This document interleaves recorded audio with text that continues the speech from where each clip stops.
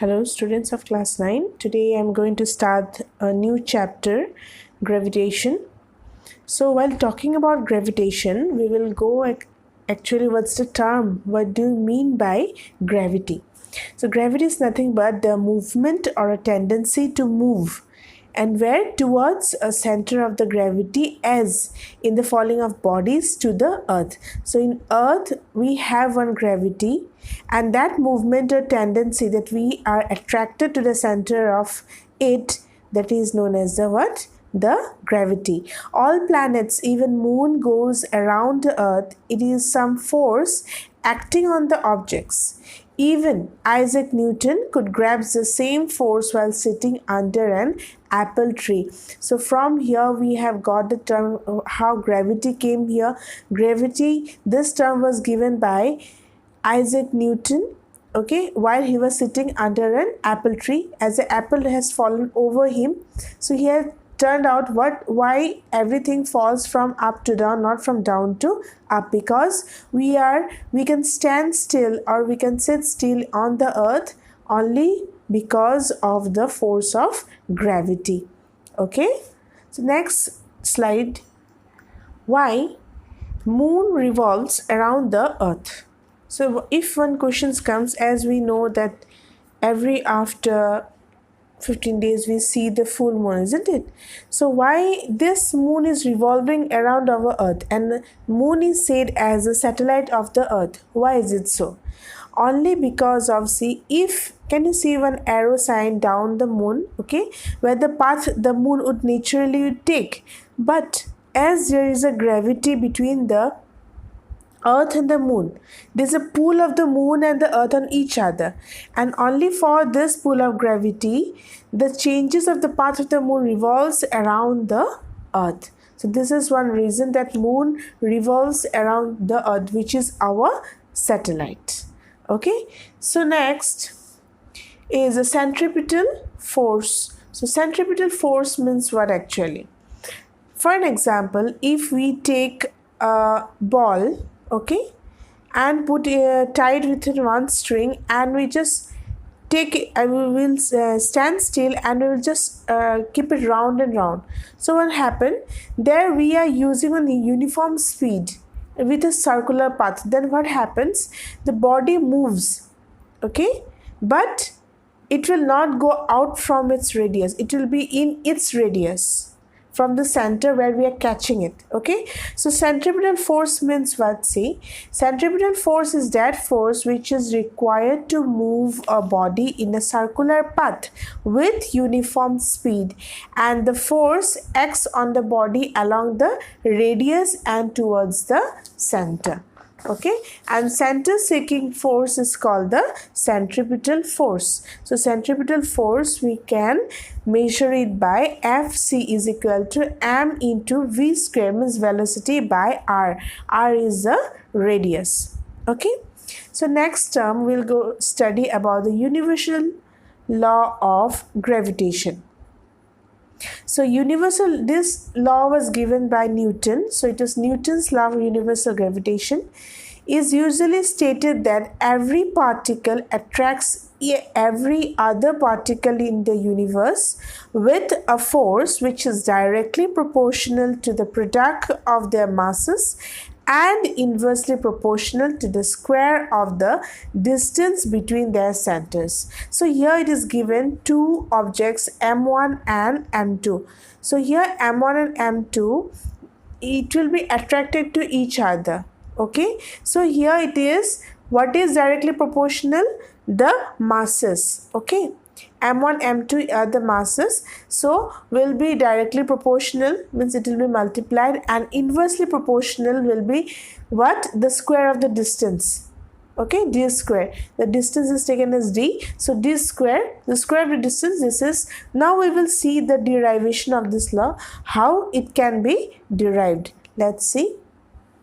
See here, same thing. Here it is given two mass. Here it is taken as capital M and small m.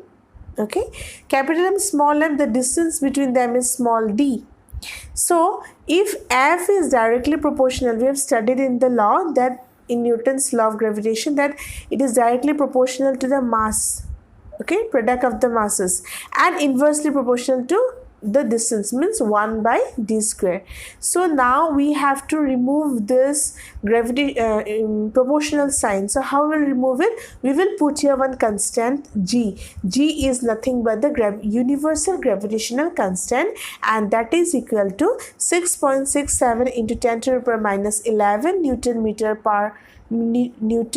square per kg square. Okay, so this is the derivation of this law. Very simple. Just you have to know that F is equal to G into M capital M small m is 2. If it is given there M1 M2, then you can write M1 M2 and divided by the distance square. Okay, so this is the derivation of the law. Next we'll go to the gravitation force holds the solar system together. How the gravitational force hold them? Okay, because each and every planet, okay, there is one force and also a gravity within them. So the force of gravity holds our solar system together. Sun is the most massive object in our solar system, and it has the strongest gravitational pull, and this is the reason that the other objects or planets and stars in the solar system revolve around the sun in their own orbit. So this is the gravitational force which holds the solar system together. Okay, so now let's see why the earth does not move towards the moon. Okay, we have already studied that moon revolves in its own orbit. Now why earth does not move? The moon attracts the earth because of its gravitational effect, but still the earth does not move towards it because it is a more massive than moon. Okay, if the mass of the other object is more, then the acceleration produces cancelled out because of the gravity of the earth is more. As earth has greater radius than the moon, earth has the more gravity than the moon, so earth will not go, means the moon cannot attract the earth for its gravitational effect. Okay, next, why this importance? What is the importance of the universal law of gravitation? First and foremost is the force which will bind us to the earth. Okay, this law of gravitation binds us to the earth. Second, the motion of the moon around the earth. Third, the motion of planets around the sun. And fourth, the tides due to the moon and the sun. So these are the importance of the universal law of gravitation. Now next term we will go to the free fall. So what is free fall? The falling of a body from a height towards the earth under the gravitational force. Okay, gravitational force is there, but here the body will fall from a height towards the earth, and that is free fall. No, nothing is there, no constant is there. Just you will, I think by the picture you can understand. Okay, this is a skydiving is isn't it? So free fall is done there, okay, where the bodies are fully free and it will fall from a height towards the earth. And what will earth do? It will take some gravitational force, it will pull the people to the ground. So that is known as the free fall. Now we'll see about what is acceleration due to gravity. The acceleration due to gravity, let's see. When there is any free fall, then there is no change in the direction of motion of the objects. It will fall directly on the downward position. But due to Earth's attraction, there will be a change in magnitude of the velocity. So velocity may change. Okay. Third, any change in velocity will involve the acceleration. If velocity is there, obviously acceleration will be there. Fourth, whenever an object falls towards the earth, an acceleration is involved, and this acceleration is due to the earth's gravitational force. And fifth is what? Therefore, this acceleration is called the acceleration due to gravitational force of the earth and is denoted by small g, which is SI unit is meter per second square, same as the acceleration. Okay. So here acceleration due to gravity means whatever the object will fall to the earth, there will be involved some change in the velocity. okay, and that is measured as acceleration due to gravitational force. Now how we will calculate it? Let's see how we will calculate it. We'll see the mass of the stone. I think you can see the one picture was there, okay, in a before slide. One man was throwing one stone, okay. So that stone mass you just take as m, which is thrown from a free fall from a height. Now acceleration is involved in falling the objects due to gravitational force and is denoted by g, and therefore the magnitude of the gravitational force is capital F, and which is equal to what? The product of mass and acceleration due to gravitational force, that is F is equal to mg.